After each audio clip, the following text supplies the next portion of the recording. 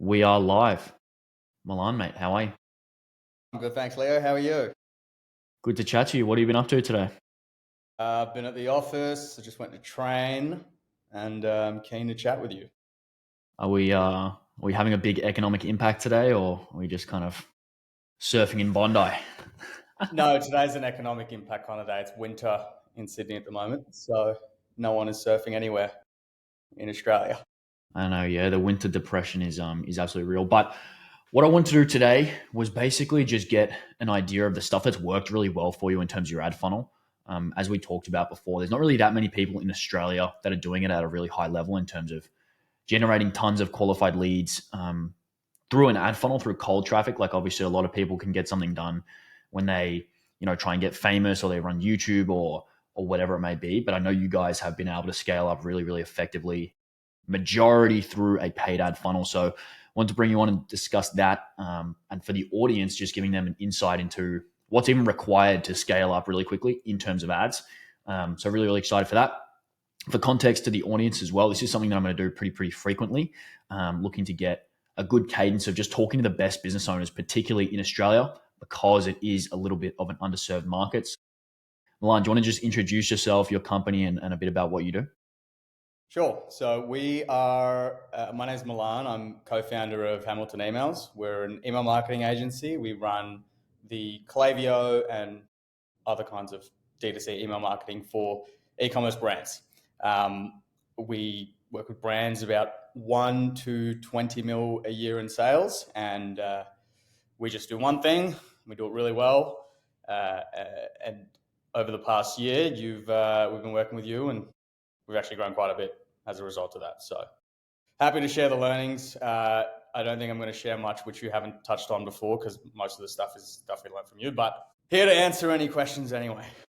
Yeah, I mean, it's interesting because obviously I harp on about the same stuff all the time, but I think it's interesting to learn from someone who's actually been in the trenches and doing a lot of stuff and growing quickly and not always having it be such a straight line as well. Because I know you guys, when we first started talking, you were like far out. Like it's so hard to generate qualified leads. Our market's so competitive.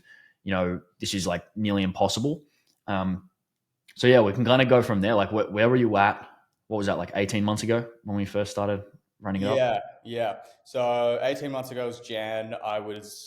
Um, I think at that point, Don and I had been working on the agency kind of part time.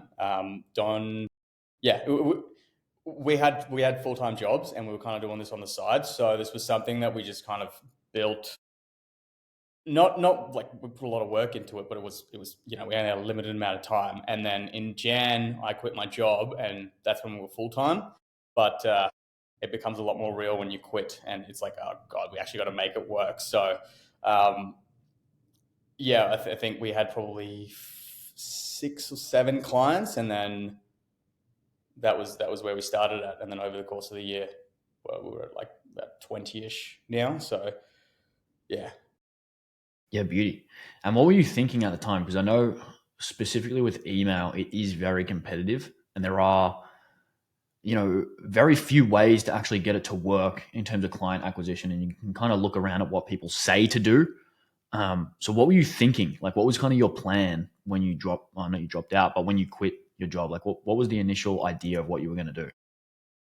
I was honestly going to just send a crap load of cold emails, uh, which, to be fair, at the time that wasn't such a bad idea, and it was something that used to work. But I think just the ease of it, the ease of people to be able to send mass cold emails very quickly ruined its effectiveness in getting clients. Like every marketing manager in Australia was getting like 15 to 20 emails a day, selling them email marketing. So for us to kind of differentiate ourselves by doing that, it was a silly thought to have at the time. But yeah, eventually we stopped doing that just because it was kind of pointless.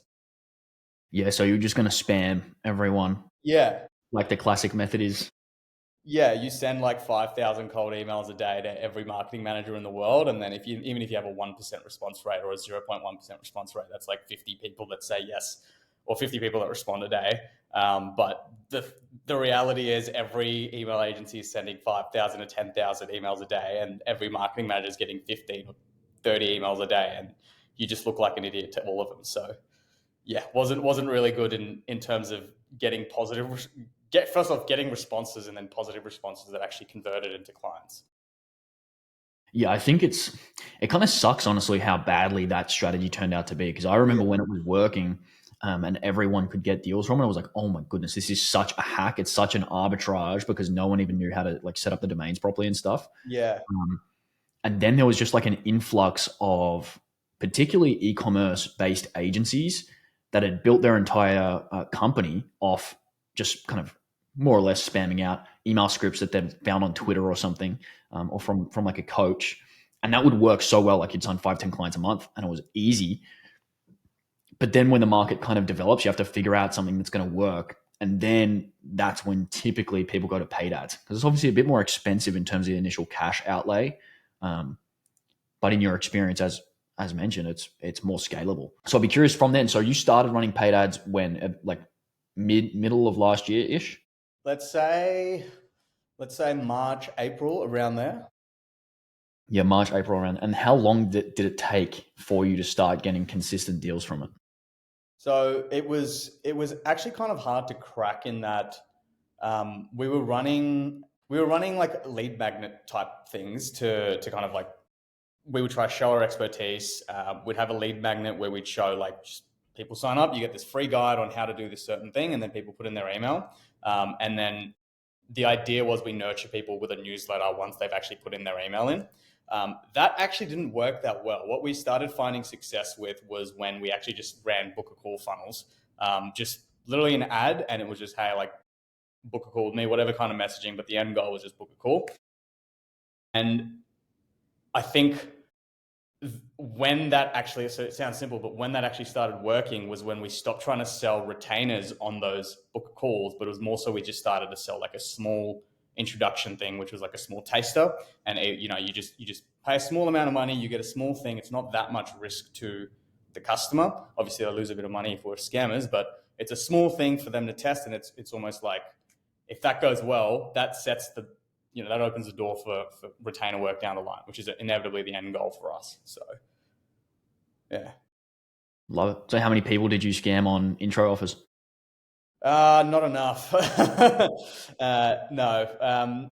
It worked pretty well. I think we at the beginning with the intro offers, it was just the goal. The goal of them wasn't as much to make money; it was more so just to recover the ad spend. And then we started doing the intro offers as a way to run ads for free, just so we can collect something. I think we ran ads for a month, and then we got on a call with someone who we did a project for that was like $1,200, and then we did another project with him for like another $1,200. It was like $2,500 we made from that, and that was like ads quite a few months. We're like, all right, sick. This is paid off. Let's just put it right back into ads.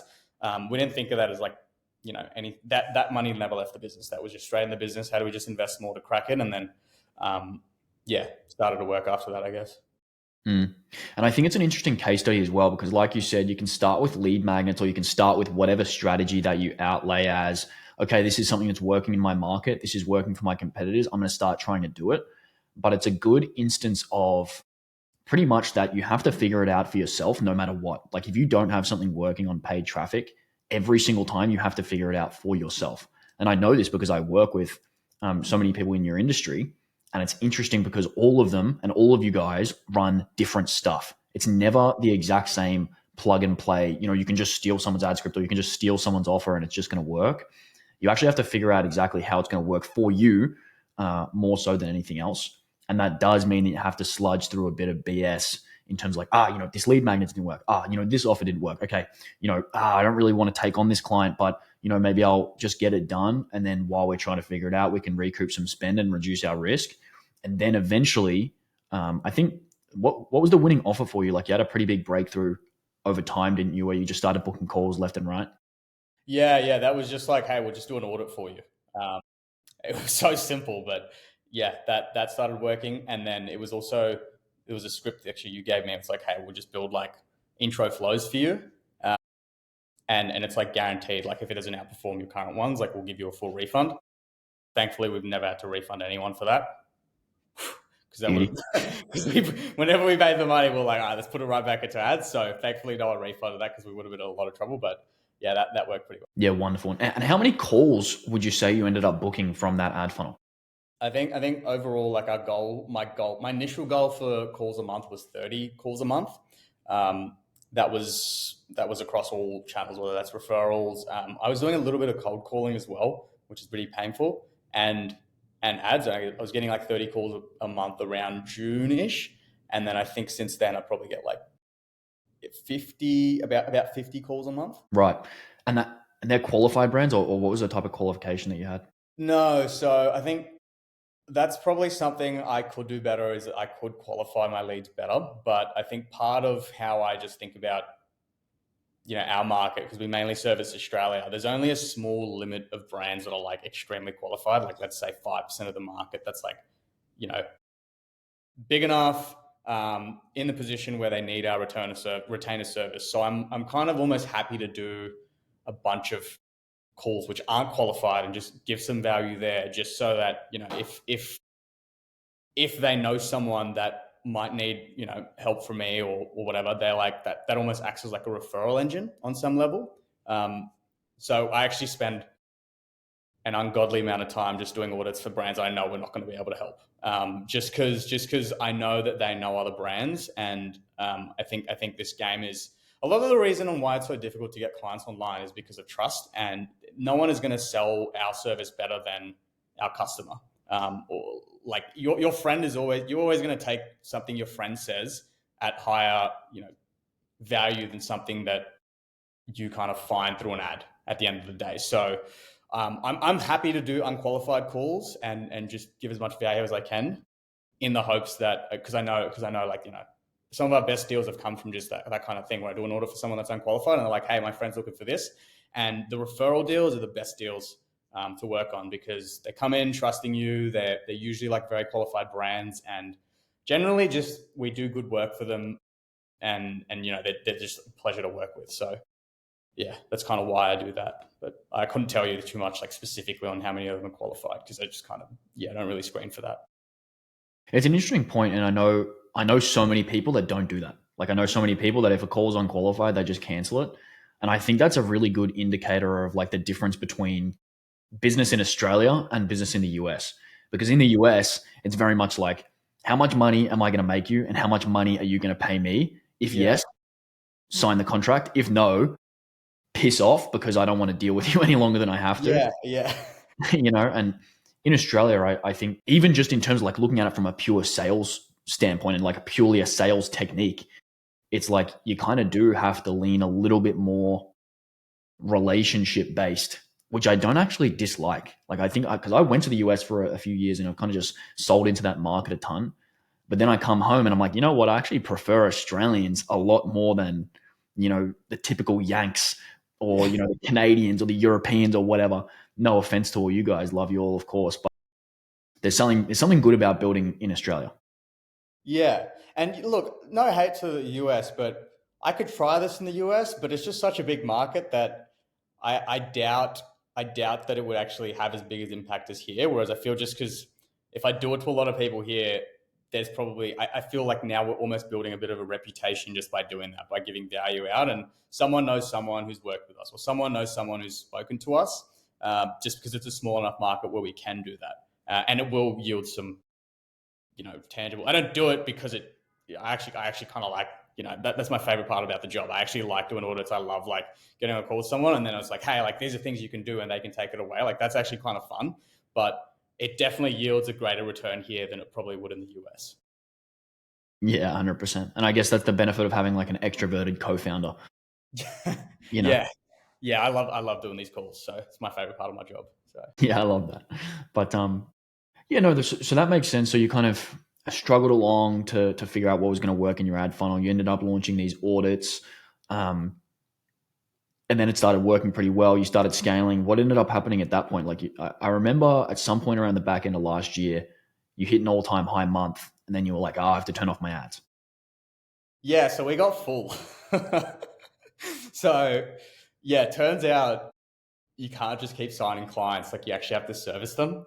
So we signed a crap load of people. I think we signed like 10 to 12 brands in November.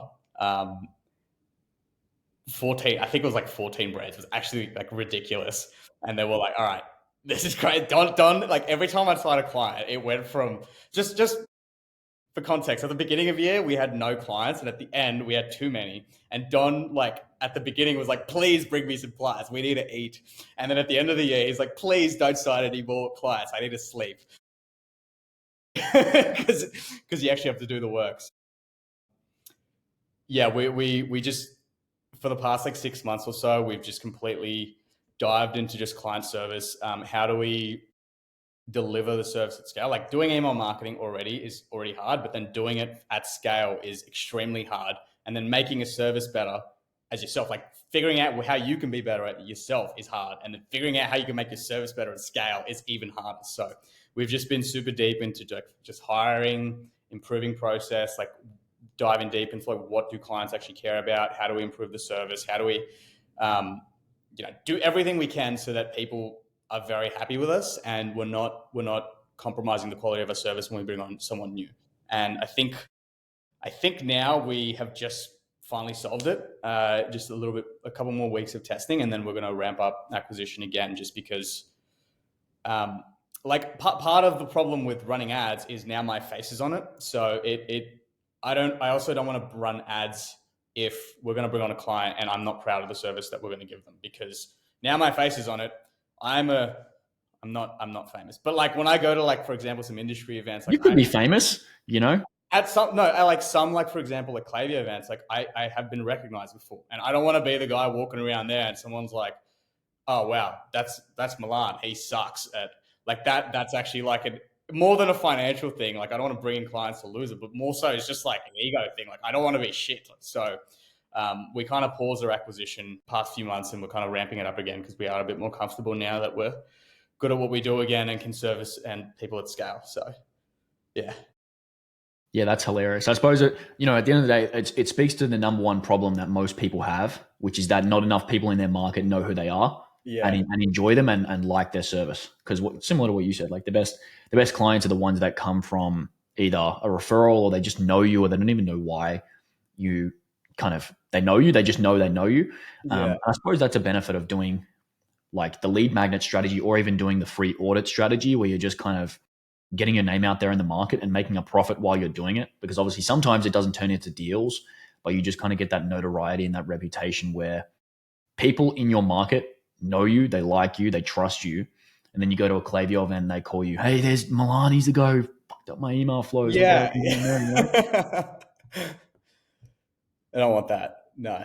Yeah. I mean, you guys are doing it responsibly. Like you scale up to 10 to 15 clients a month.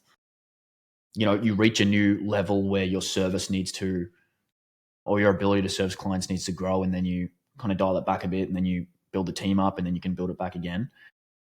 But that's a lot of growth in 1 year. I'd be curious, like, what do you think the main learnings have been within that time frame of going from like 6 or 7 total clients to signing more than double that in 1 month? There's a few. I think one big one is actually you just every problem is a problem that is a founder problem.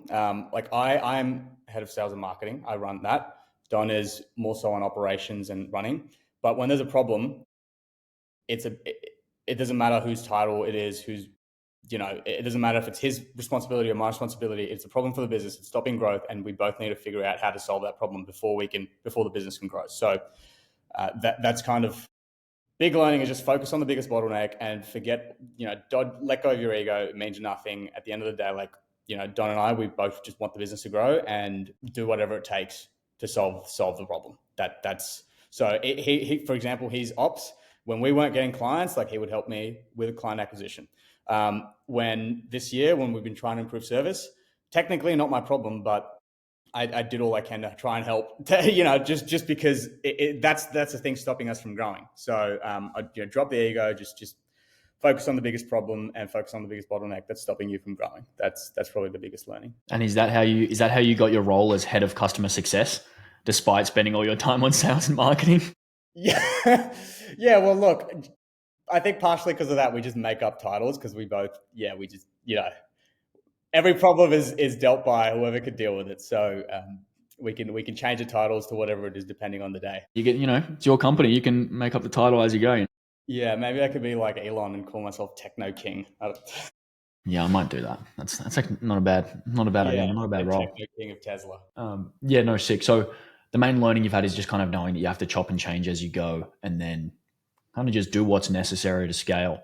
What do you think about specifically with your ads? Like, obviously, you had to cycle through a bit of stuff to get it to work. You had different ad scripts that just turned out to be bangers.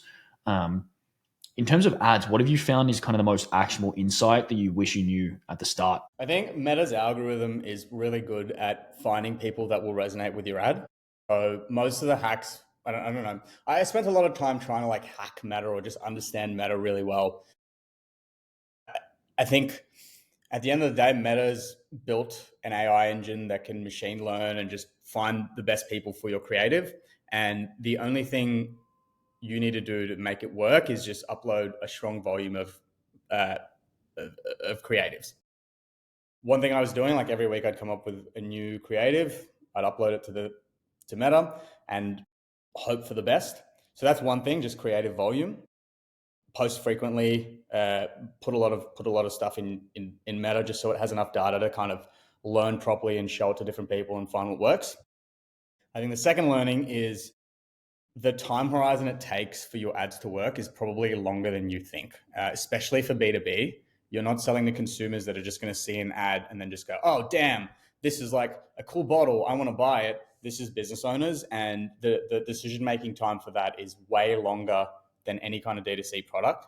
So if you are going to run an ad test on $100 a day, I wouldn't, and you were going to run that for a week, I would actually think it's better to run a $25 a day ad over the course of a month to see if it actually works.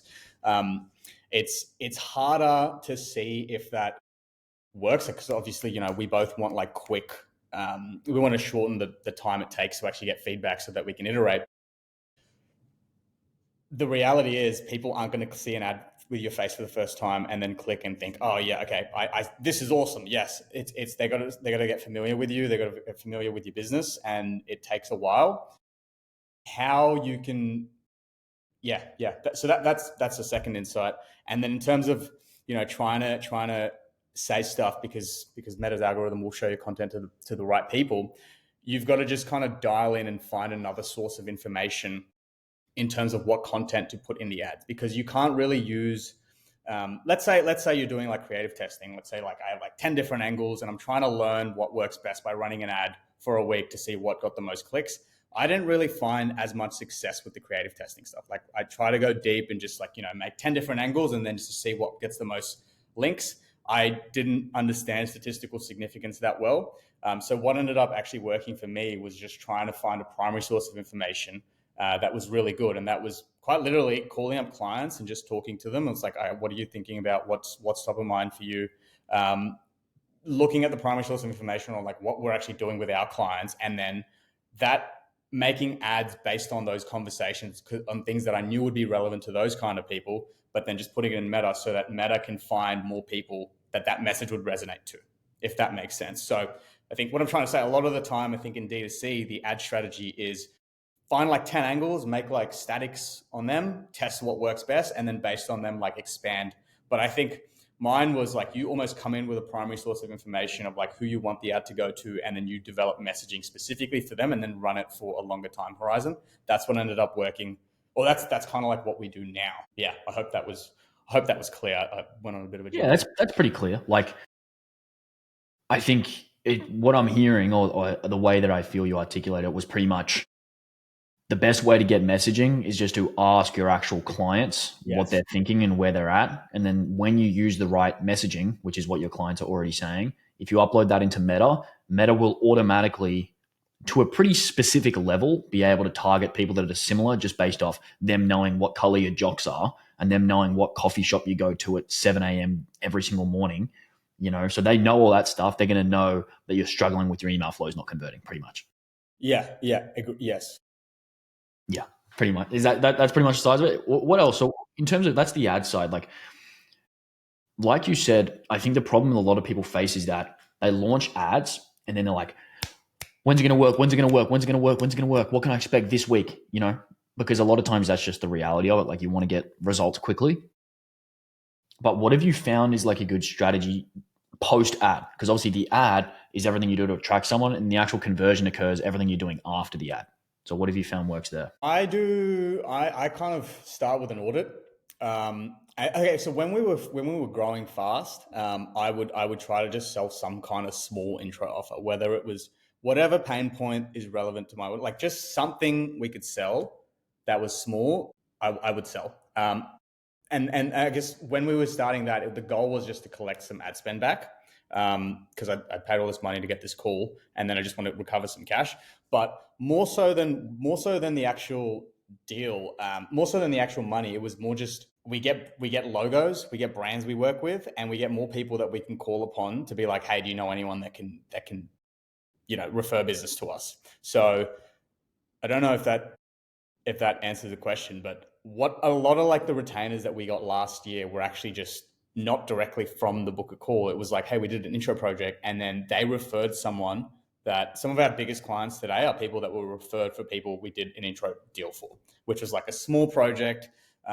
Not very like it's tough to build a team to scale like these intro projects. Like it's hard to do these intro projects at a high quality at scale. We can do a shit intro project, but to build a team to do it is very difficult. But it actually ended up that a lot of our biggest clients today came from those sorts of things.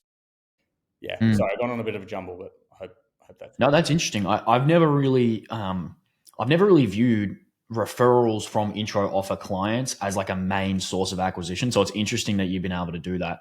And I think it's definitely something that people can take kind of notes from, where at the start, when you're first running ads, like it's not the time to be picky and choosy. It's the time to give as much value as you possibly can into the market. Because really, again, like the problem you're solving is that no one knows who you are.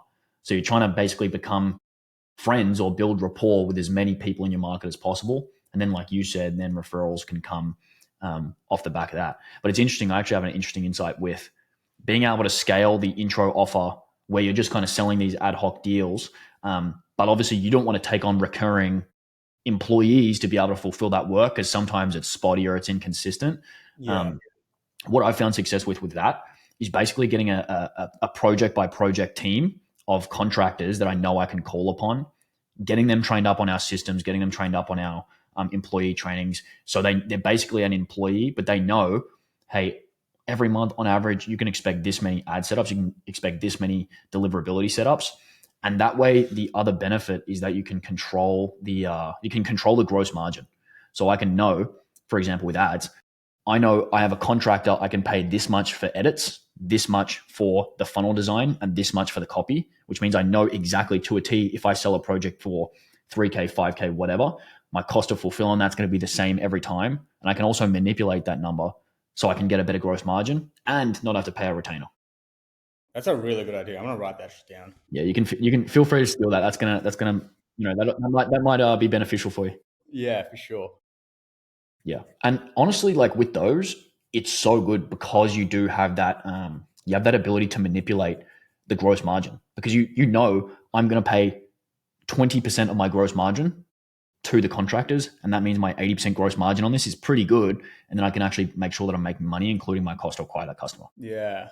Another thing you said that was really helpful is actually, and it wasn't that complicated, but I think actually sit down and spend time trying to understand your cost per call, your cost per qualified call, what's the lifetime value of each customer, what's the average cash collected if someone closes, and then kind of work backwards to figure out like how much can you afford to spend. And ads can look scary. I totally get it. Like you just have like money going out of your account. Your Meta bills you every like couple of days with like a big chunk of money. But if you understand the financials behind it and you understand that there is lifetime value, and first, obviously, you have to trust that you can get lifetime value out of it, like the product at the end of the day. And we do trust, we know like when we get someone, like they're going to stay for a year. Like realistically, like people don't really leave us under a year. So yeah, if you understand the financials, like it just gets much less scary just getting started on ads if you know that you just get one or two brands and then well you've just paid off your entire ad budget for like years essentially. So Yeah, like you have a big advantage if you have a big LTV. That's why yeah, I love these sorts of deals because if you take care of your clients, they're going to take care of you for a really long time. And really, the problem that you have is if you can't get them in the door, then you're in a really bad position. You get desperate. You have to sell small deals. You have to sell bad clients. That's when you're in that kind of negative flywheel. But if you can solve that and you do run a really kind of reputable company, it's kind of clean sailing from there. so many benefits to running a reputable company. Like now we actually get brands now that we actually kind of like Don and I'm. So yeah, like this electrolyte brand, which we think is sick. There's like a bunch of different cool ones that we've signed on, and we actually think they're awesome. And like we've bought their products, like partially for research, but partially because we just think they're sick. So yeah, there's a lot of benefits to running a reputable company in like direct to consumer products because we can buy the products and they're actually sick. Yeah, no, I love that. That's absolutely awesome. And that's one of the things that makes it worth it for me as well is when you can say, like, yeah, I actually love my clients now because I don't have to take the bad ones anymore. So that's super fulfilling. And you also made an interesting point about the financials as well. Super interesting. In Australia, companies that I talk to that are Australian and they run pretty decent sized companies, like more than 8 figures, they won't even know what their return on ad spend is. They won't know their cost to acquire a customer. They won't know their LTV, and they might be working with an agency, and they're just like, yeah, like we spend 6 grand a month on ads. We spend 4 grand a month on my agency, and then like maybe we sign 2 clients, and then maybe the sales cycle is like I don't know, and then it's like and I'm like, how do you figure that? Like, Turn your brain on, like yeah, it's like what? Because I don't yeah, know how you do it, but yeah. Anyway, that's a story for another day, I suppose. In terms of what you're doing in the future. So you've obviously got you're kind of working out funnel. You've figured out your operation a little bit. What's the plan to scale from here? So it sounds to me like you're basically just going to pick up where you left off. yeah. We're just gonna start outreaching again just to get some more brands in. I think long term we are mainly based in Australia, but I think we want to grow our team or grow our client base overseas. Uh, I think UK is probably the easiest to work with for now, so trying to break into that. I also kind of want to move to New York at some point, so I'd love to get some US brands if that. Yeah, maybe I don't know if there's any synergy there, but we're just some kind of international presence, just because Australia is great in terms of building a rep, but the markets overseas are just so much bigger, and that's kind of the next place to look, I suppose. Yeah, I mean New York's pretty good. Like that's Yeah, a pretty fun little escapade if you're thinking of moving there. yeah. If I can afford it, it's so expensive. Yeah, you got to scale up. You got to Yeah, scale I up your got a lot of salary a work little to bit do. to get in there. You know. Yeah, just a lot of work to live in a shoebox. Yeah, exactly right. Like yeah, that's fine. You'll get your ad funnel working, mate. No problem. Couple clients that'll pay it off, no problem. Yeah, we'll see. Let's hope. Yeah, but yeah, cool. Okay, so in terms of obviously, there's tons of people that maybe they just started their ad funnel, or maybe they're even running a successful ad funnel, and they're watching this, learning how to improve it. What's one thing that you wish that you fixed 12 months ago, or even before that? Like, what's one thing that you know now that you're like pissed that you didn't know when you first started? Thinking we knew what to do because of you, but I think I may have underestimated how much work it actually takes.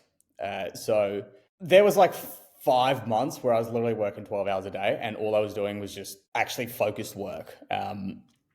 I think I thought maybe there was ways that just because we had your help, or because we had we have good sources of people that we could learn from, and I thought just because we had some better insights, maybe we could work a bit less. But I strongly underestimated how many hours actually go into it. And at the end of the day, I think there's not really a barrier to entry to doing digital marketing services. Like anyone can start selling it. So the only real moat you have is how hard you work at the end of the day in online business. We don't have, you know, IP. We don't have, like business moats or physical things that stop anyone else from entering this market. Like anyone can go to any of our clients and start selling to them, like at the end of the day. So we just need to be on top of the ball in terms of giving the most value we can. And yeah, it's just the only moat you have in this business is how hard you work. So that's one thing I probably would have just emphasized to myself a lot sooner, or eventually learned it. And yeah, like now I just spend a lot of my I spent a significant amount of time just trying to optimize, like, how can I actually have a happy life whilst maximizing the time I spend in front of my desk? And that's like a little bit more of a holistic philosophical thing, but at the end of the day, like, you got to work, and that's the only way you can kind of guarantee longevity or success in this business. Yeah. And that's an interesting point you touch on as well. Like, how have you found the best ways to balance it as well? Because I think that's a really, really underrated point that, particularly in our industries, like no one talks about that. But a lot of times you're sitting at your desk for 12 hours, 14 hours. You might have been able to get away with sitting there for 6 hours, really, really focused. And then you can go and live your life, or 8 hours really focused, and then you can go and live your life. But you often just get trapped into like this recurring sludge of just tasks and work, and then you're just stuck there. So what have you found have been the best strategies to like stay consistent, stay motivated, and also not destroy your life? Because I know you do have fun. Don't tell me you don't have fun. I know you do. Dirty boy. Yeah, yeah. Well, I live with some friends, which is huge. I would probably kill myself if I don't live with friends, but I try to get up as early as I can. I try to get everything I can done well, and then when everyone comes home from work, I have people around, so I'm not like, just a loner. But there's activities that kind of make themselves just happen around me without me necessarily having to put the effort in to make them happen. And that's probably the one thing that just helps me, lock in as hard as possible. Because I know there's always fun at the end of the day, and it's like, well, when the boys come home, like, are you going to have more work to do, or are you going to actually, be able to chill out with the lads? So yeah, that's been huge for me. I think also I go to a co-working space. I'm at a WeWork right now, separating work and home. I think there's this allure of online biz that you can like work from anywhere, and you can like work on the beach, and you can work on your own schedule. It's just I don't really think there's any. I think that's silly.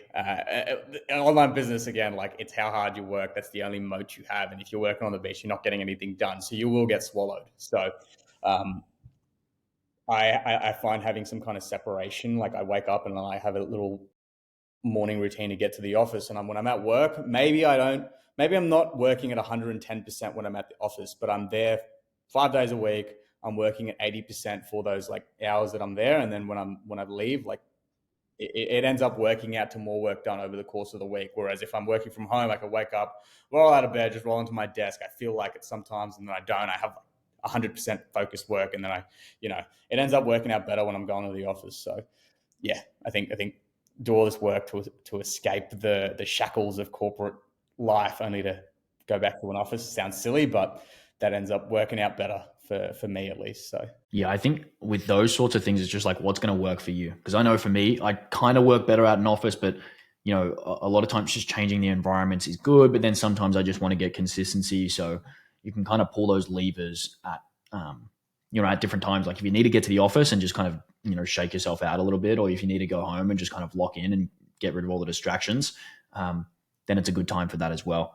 But yeah, I mean, it's easy when you get to work with great clients like you, mate. So thanks for making it fun for me, and yeah, getting great results as well is always fun when you can kind of merge, clients and become friends over time, and you're working really hard on projects and stuff. So I appreciate you for that. Is there anything else you want to leave the audience with that you think has helped you a ton, that you think is valuable for them? send your entire bank account to Leo. If you don't know what you're doing, this man's a genius. There's probably like two agencies in our niche that have just skyrocketed this past year, and the other one is also, it's us and this other one that like is our direct competitor. Both of them managed by Leo. So yeah, he's a great guy, but yeah, I just wish he didn't have you. We'd be so much bigger if we didn't have you. So if he didn't have you as well. So yeah, work with Leo. Just blink twice if you're actually being kidnapped right now, and someone's holding a gun to your head, and someone needs to come save you.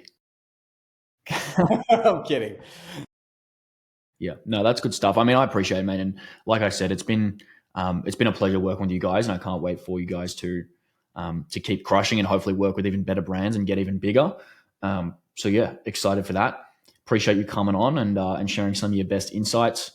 To the audience, no, I did not pay Milan for this. Unfortunately, maybe I should have after that big rap. But yeah, We'll let me talk know. after this. Yeah, we can discuss it. Send the Stripe link. But yeah, if you're in the audience and you have someone that you would think would be great to have on here, someone who, maybe they operate a company or they run a sick ad funnel, and we should get on here and scheme, recommend me, and whatever it may be. Like, subscribe, check out links in the description, whatever. And yeah, I'll see you in the next one. See everyone.